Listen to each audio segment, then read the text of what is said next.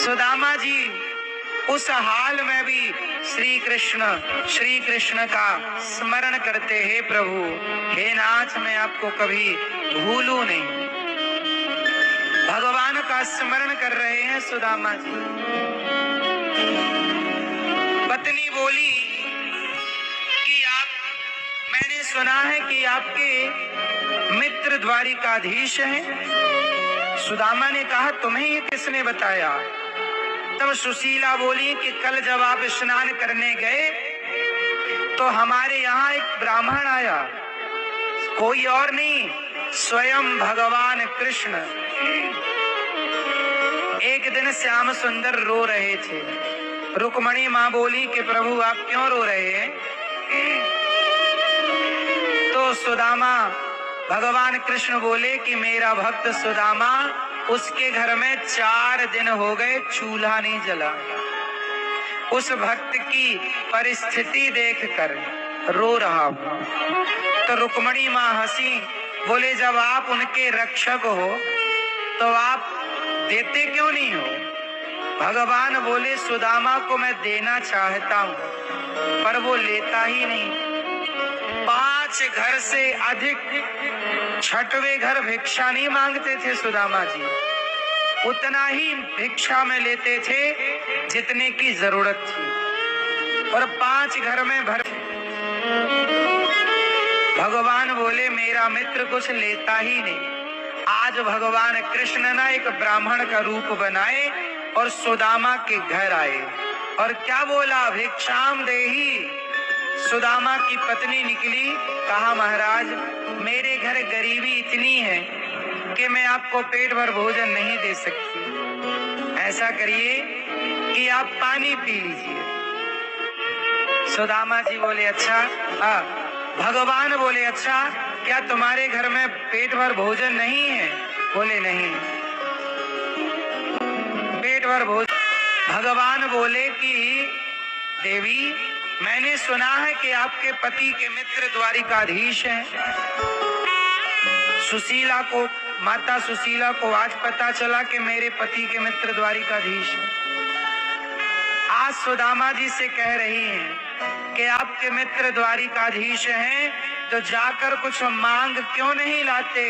सुदामा जी बोले क्या कह रही हो सुशीले, क्या मैं अपने मित्र से कुछ मांगने जाऊं? क्या मैं कृष्ण की भक्ति इसलिए करता हूँ कि वो मुझे रोटी दें? वाह, सुदामा जी भक्ति इसलिए नहीं करते कि मेरे घर में खाने पीने को हो, मैं अमीर बनूं। सुदामा जी कहते हैं कि भगवान की भक्ति से रोटी नहीं मांगी जाती, भगवान से धन दौलत ना मांगो, भगवान से तो केवल मोक्ष मांगो, अपना कल्याण मांगो। हे प्रभु, ही जाएगी, पेट तो भर ही जाएगा। रुक्मणी सुशीला माँ बोली कि आप अपने मित्र से कुछ मांग लो। चलो नहीं मांगना तो आप कम से कम दर्शन करने चले जाओ। चले सुदामा जी। सुदामा जी चले दर्शन करने। क्या खाली हाथ जाऊं? नहीं, 4 मुट्ठी चावल लेकर के आए। चावल नहीं लिखा भागवत जी में, चिवड़ा लिखा। चिवड़ा मतलब पोहा, लेकिन चिवड़ा सब लोग नहीं समझते तो व्यवहार में चावल बोला जाता है। 4 मुट्ठी चिवड़ा लेकर सुशीला, अच्छा जो पुराने से कपड़े में सुदामा जी ने चावल सुशीला ने बांधा ना, उस कपड़े की भी एक कहानी है। सुदामा जी गरीब क्यों बने, इसकी भी एक कहानी।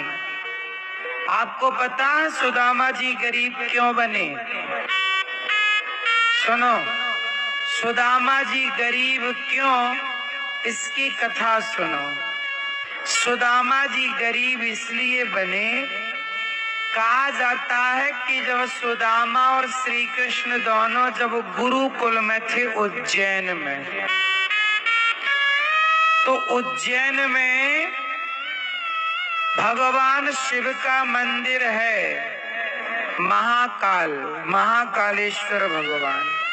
वहां पर एक बूढ़ी अम्मा सोया करती थी, गरीब थी, भीख मांगा करती थी। उस बूढ़ी माता के पास किसी ने भीख में उससे चुने हुए चने, मतलब चने नहीं खाते, फूटे हुए चने, तो चने जब दिए तो सुदामा जी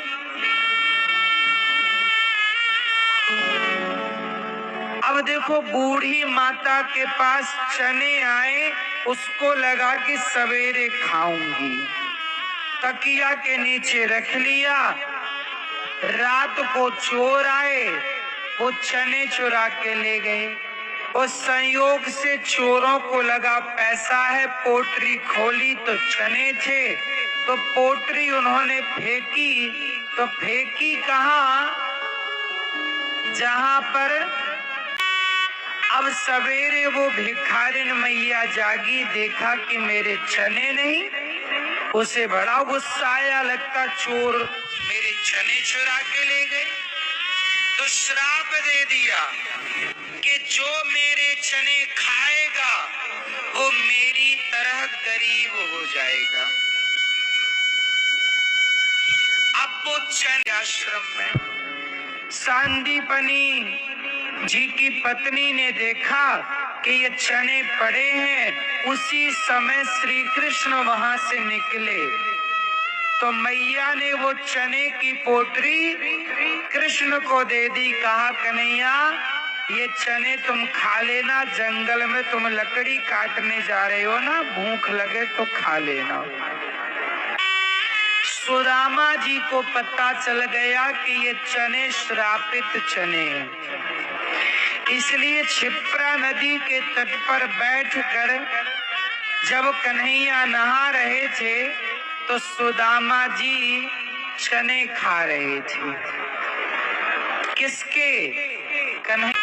लोग कहते ना कि सुदामा ने चोरी करके चने खाए इसलिए गरीब हुए, नहीं, सुदामा जी को पता था कि ये चने श्रापित हैं और श्रापित चने खाएंगे तो मेरे कन्हैया सदा के लिए गरीब हो जाएंगे।